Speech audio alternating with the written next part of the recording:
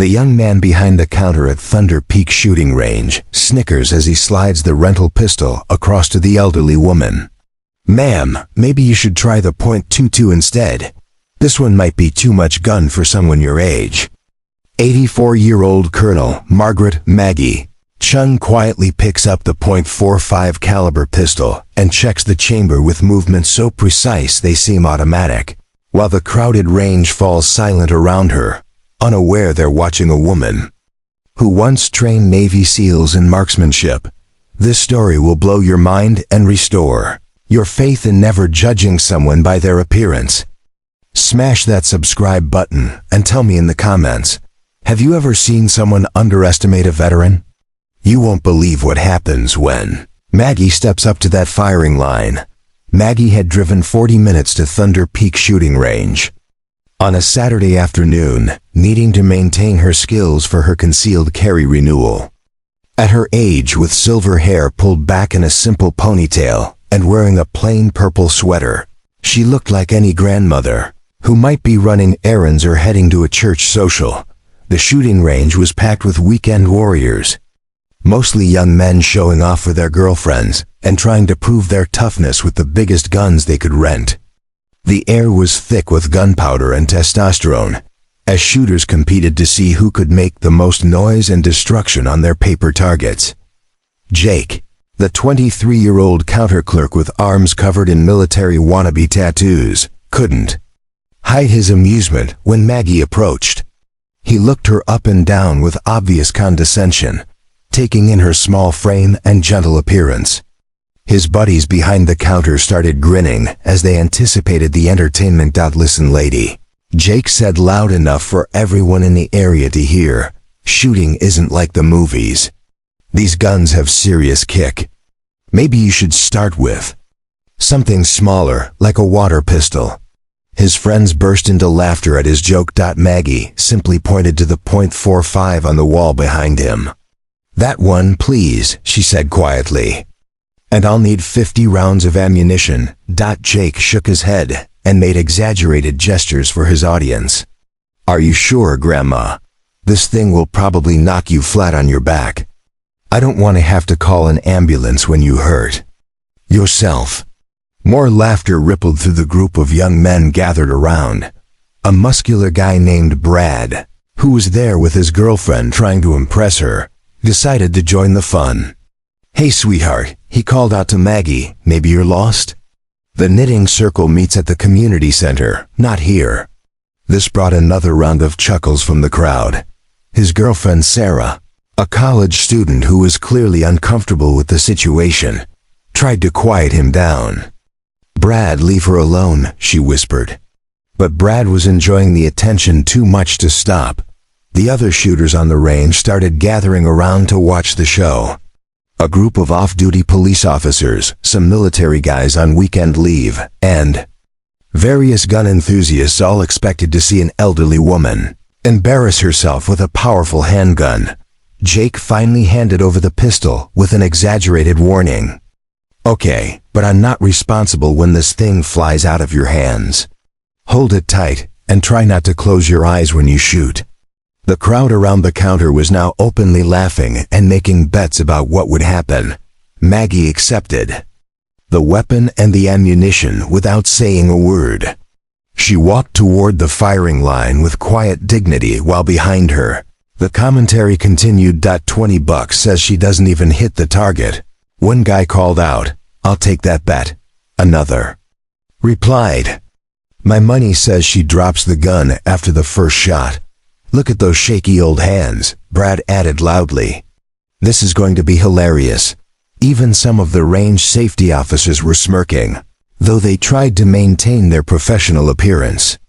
One of them, a middle-aged man named Pete, walked over to Maggie at the firing line with patronizing concern. "Ma," he said in the tone people use when talking to children, "this is a very powerful weapon.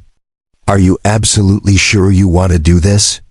We have some nice .22 target pistols. That would be much more appropriate for a beginner." The entire range had practically stopped shooting to watch Maggie. She could feel dozens of eyes on her as she stood at lane number 7.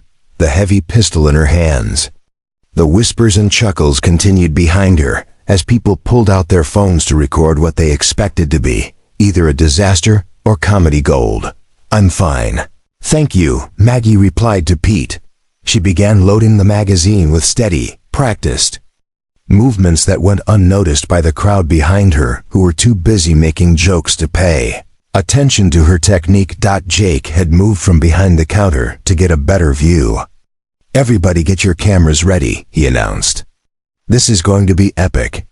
We might go viral with this one."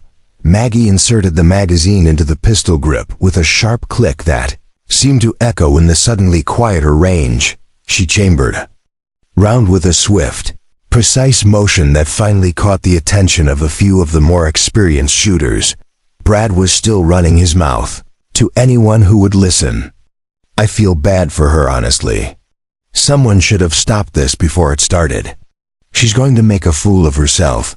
What none of them knew was that they were watching Colonel Margaret Chun, who had spent 30 years in the Army before retiring. She had been one of the first women to qualify as a master marksman instructor, had trained special forces units, and held records at multiple military shooting competitions that still stood today. Guy raised the pistol with both hands, settling into a perfect weaver stance that looked natural and effortless. Her breathing became controlled and rhythmic as she aligned the sights on the target. 50 feet downrange, the laughter and talking behind her gradually faded as her posture and grip started to look less like a confused grandmother and more like something else entirely. A few of the experienced shooters began to notice that her stance was textbook perfect. "She's holding it wrong," Brad whispered to his girlfriend, though he sounded less confident than before. "Actually," one of the police officers said quietly, "that's a damn good grip." Maggie took a deep breath, let half of it out, and gently squeezed the trigger. The .45 barked loudly, but her hands barely moved. The recoil that everyone expected to knock her over seemed to have no effect on her whatsoever. Through the spotting scope, Pete could see that the bullet had hit the target's center ring. His eyebrows went up as he realized this wasn't going to be the embarrassing display everyone had expected. But Maggie wasn't finished. She fired again and again. Each shot came with mechanical precision, the timing perfect, her stance never wavering.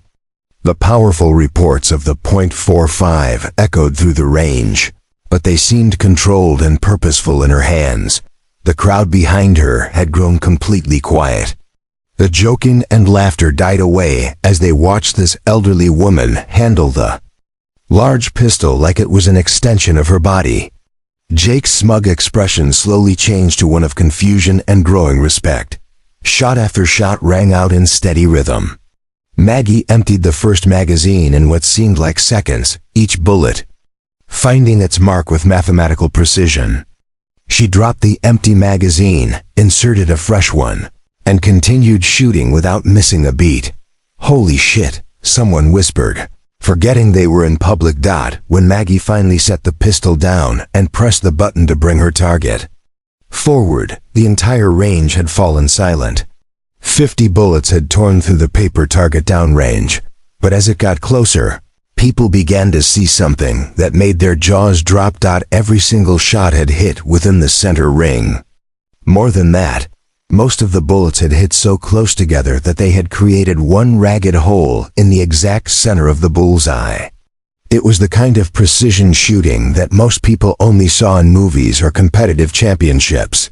Pete, the range safety officer, stared at the target with his mouth open. In 30 years of running shooting ranges, he had never seen accuracy like this from anyone, let alone an 84-year-old woman in a purple sweater. Jake walked over from behind the counter, his earlier cockiness completely gone. "Ma'am," he said quietly, "that was incredible. Where did you learn to shoot like that?" Maggie smiled gently as she began cleaning the pistol with practiced efficiency. "I taught marksmanship for the U.S. Army for 15 years, she said simply. "Special Forces, Rangers, SEALs. I trained them all." The revelation hit the crowd like a physical force. The same people who had been making jokes and betting against her now stood in stunned silence, realizing they had just witnessed a master at work. Brad, who had been the loudest voice in mocking her, approached with his head down. "Ma'am, I owe you a huge apology. I was completely out of line. That was the most amazing shooting I've ever seen." Maggie looked at the young man with kind eyes that held no anger, only the patient wisdom that comes with age and experience. "Son," she said gently, "the military taught me that respect is earned. But everyone deserves basic courtesy regardless of their appearance." One of the police officers walked over and introduced himself. "Colonel, I'm Officer Martinez. I've been shooting competitively for 20 years, and I've never seen anything like that. Would you be willing to give some of us pointers?" The off-duty military personnel in the crowd came forward to pay their respects, some snapping to attention when they realized they were in the presence of a field-grade officer, even a retired one. The atmosphere in the range had completely transformed from mockery to reverence. Jake approached Maggie with obvious embarrassment. "Colonel Chun," he said, his voice shaking slightly, "I am so sorry for how I treated you. That was completely unprofessional and disrespectful. Please let me refund your range fees." But Maggie just smiled and shook her head. "Young man, you learned something important today about not judging people by their appearance. That's worth more than the cost of range time." As word spread through the facility about what had just happened, more people gathered around Maggie's lane to see the target that had been shot with surgical precision. Phones came out again, but this time to capture the incredible marksmanship, not to mock an elderly woman. Sarah, Brad's girlfriend, approached Maggie with genuine admiration. "Ma'am, that was incredible. As a woman, it's inspiring to see someone with your skill and confidence." Maggie spent the next hour answering questions, sharing techniques, and helping other shooters improve their accuracy. The same crowd that had gathered to laugh at her now hung on her every word as she explained breathing techniques, sight alignment, and trigger control. When she finally packed up her things to leave, the entire range gave her a spontaneous round of applause. Jake insisted on walking her to her car, still apologizing and asking if there was anything he could do to make up for his earlier behavior. As Maggie drove home that evening, she reflected on how the day had unfolded. She hadn't come to the range to prove anything or to teach anyone a lesson. She had simply come to maintain the skills that had defined her career and kept her alive in hostile environments around the world. But sometimes, the best lessons are the ones nobody planned. The young men who had mocked her went home that night with a new understanding of respect and the danger of assumptions. They had learned that heroism and expertise don't always come in the packages we expect, and that wisdom often wears a gentle face and speaks with a quiet voice. Colonel Margaret Chun returned to her quiet retirement, but the story of her afternoon at Thunder Peak shooting range spread far beyond those walls, reminding everyone who heard it that you can never truly know someone's story just by looking at them.